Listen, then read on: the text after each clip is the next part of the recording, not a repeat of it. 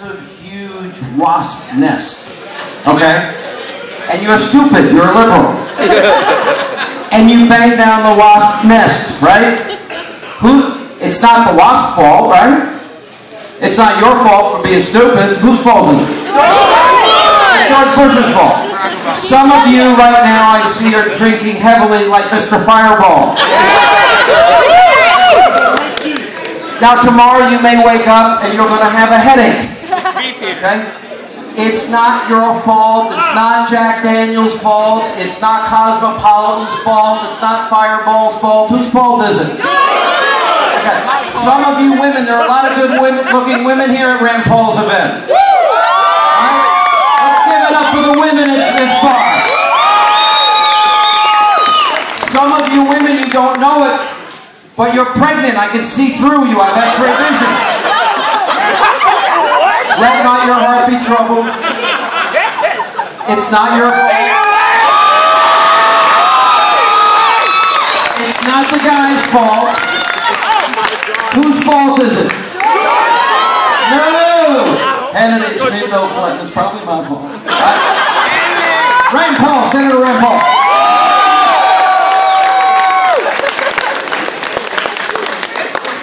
We love Sean. Once upon a time, crazy people in the Liberty Movement were throwing Sean Hannity, but now we love Sean Hannity. We had supporters of his dad. We're in New Hampshire. His dad wasn't in the debate. I did not make that decision. Ron Paul supporters didn't know that. All they said is, here's a journalist, hit him with snowballs. You had it coming, come on. Now, the way I understand it is, the way the interview's going to work tonight is I'm going to ask you a question. Is that correct? Go ahead. All right. That's the stage. Go.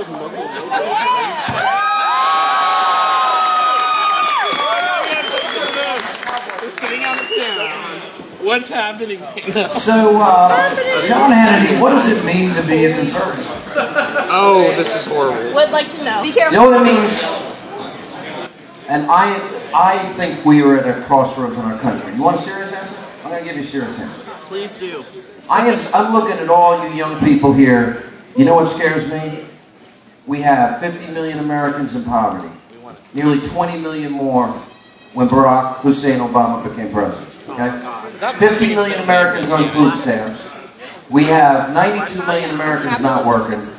And we have an enemy called Islamic terrorists that want to kill you and destroy our world. And what I want to make sure, as a conservative, that we stop spending money we don't have, 18 trillion in debt, 100 trillion unfunded liability. I want every American that wants a job to be able to find one easily and climb the ladder to success. And I want to make sure our country is safe and secure for you, your children, and your grandchildren.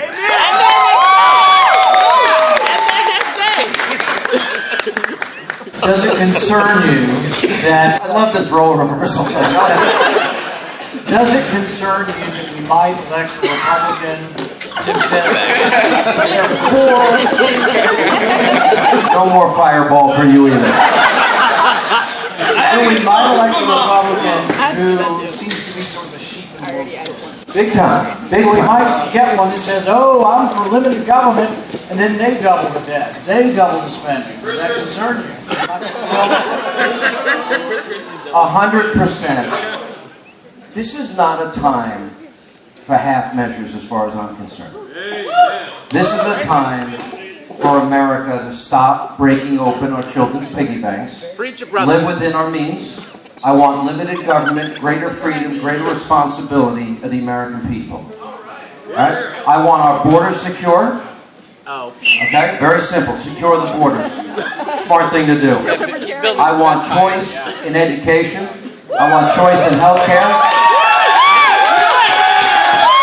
Marriage. What's that? Marriage. You can marry whoever you want, Colin. I don't care.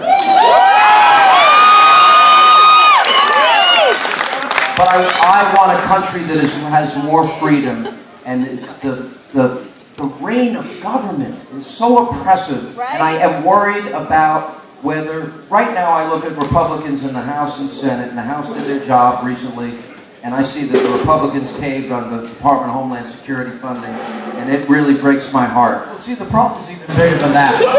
All the Republicans in the Senate will vote for a balanced budget amendment. In the balanced budget amendment, it says that we balance the budget in 5 years. But then when we put forward a budget that actually balances in 5 years, only about 15 of them will be forward. So there's a seriousness, and then there's a lack of seriousness. There are people who, everybody's for balancing the budget, but nobody's for cutting into spending. The first time I came out with my Conservative Solution Caucus, you were on radio and TV, and I asked you if you would support me with Connie Mack's penny plan, and you jumped right on board at one of the first people to sign it. Here's the deal. You eliminate baseline budgeting, which is built-in government increases every year, and you get to a balanced budget in 6 years. You think it's 5. You're the only one that's told me 5. You cut 1 penny out of every dollar government spends all across the board every year for 6 years, and then we balance the budget, we stop robbing your money. But here's the problem. 2/3 of your budget is Medicare, Social Security, and Medicaid, the entitlements. It goes on forever. So when they tell you your government was shut down about a year ago, your government didn't shut down. 1/3 of the government was threatened to be shut down. Half of that is military, and that was kept open. So when the shutdown happened, we were talking about 1/6 of government. 87% was open. If you eliminate the 1/3 of government that is the budget that Congress votes on, if you eliminate it forever, including all of the military spending, your budget still doesn't balance. You have to look at entitlements. The problem is fear, and people are not, they're disingenuous about actually balancing the budget. When I said 1 penny out of every dollar the government spends, I mean 1 penny out of every dollar.